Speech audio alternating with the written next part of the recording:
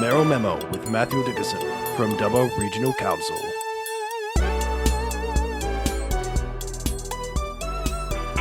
Got a motion in motion. It's 11 minutes away from 8, 11 away from 8. Oh, look, I just have a wonderful time, as you all know, Sticky Beak. Like to know what's going on around the region and particularly in the Dubbo area because some exciting stuff's happening out there. Mayor Mathew Dickerson, good morning, sir. Good morning. Thank you for putting that song on just for me, Kerry. Yeah, emotion, that's it. Hey, listen, on Friday evening, the Archibald Prize exhibition returns to Dubbo. What a fabulous exhibition it is, isn't it? It is a fabulous exhibition. 2017 is the last time we had the full finalist exhibition. Of course, as you would know, off the top of your head, Kerry, 816 entries in the 2022 Archibalds, 52 finalists. We've got 51 of them on display here. Interesting story about the 52nd that isn't on display. I won't go into that detail now. But what's really special about this one is that the Archibald started in 1921. So theoretically, this is the 102nd winner.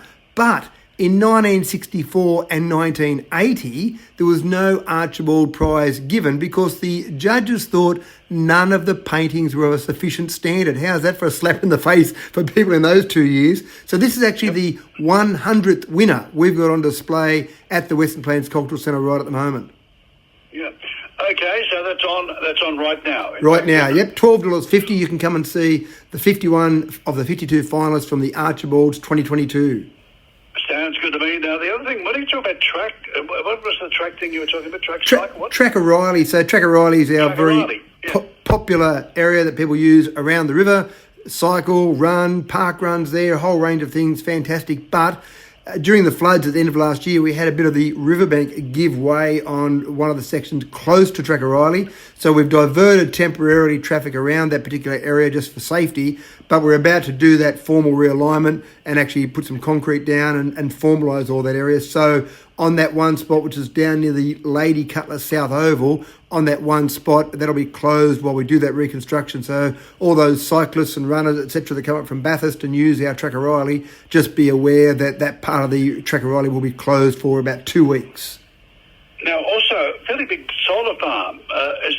Is this started or is it just being muted at this stage? So at the moment, this particular one, this is what's known as the Sandy Creek Solar Farm, is still going through the environmental strategic processes and environmental impact statements, etc. It's an 840 megawatt solar farm.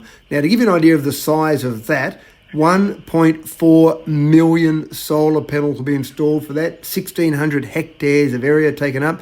Now, when you go across from Wellington to Mudgee at the moment, you go across that road, you see a solar farm there, and people look at that and they go, wow, that's huge. That's owned by Lightsource BP, the same proponents that'll be doing the Sandy Creek solar farm. That one that you see there at the moment is 200 megawatts. So this new one will be 4 times the size of that. And to give you an idea of just what that's providing, Kerry, this whole renewable energy zone around Dubbo will be providing around about 47% of the power for the households of the state. That's a 3 gigawatt solar farm area for all those renewable energy projects. 840 megawatts, obviously that's a fair chunk of that 3 gigawatts in this one solar farm. Right.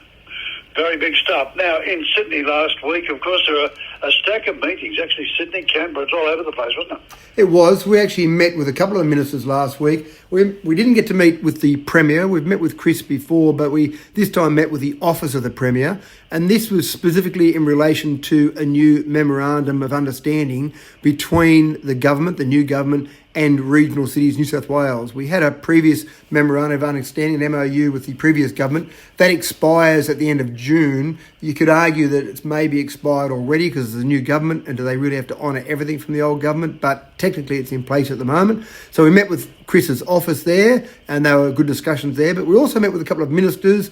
Tara Moriarty is an important minister for us. She's a Minister for Ag, Minister for Regional New South Wales, Minister for Western New South Wales.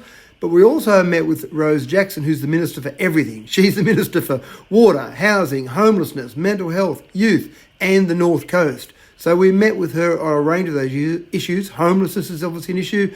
Housing is a big issue. Obviously, just not enough housing. Everyone wants to move where we are, Kerry. They want to come out and they want to live in Dubbo and Bathurst. So we need more housing there. And Minister for Water, one of the great challenges for regional mayors and regional councils is we've got to provide the drinking water. In Sydney, councils, I often joke with the mayors and the councils down here in Sydney because so many people have it easy down here because they don't have to treat water or treat sewage. We've got to do all that in regional areas. Yep.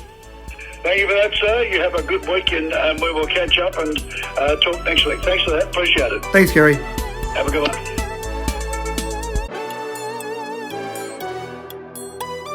Mayoral Memo with Mathew Dickerson from Dubbo Regional Council.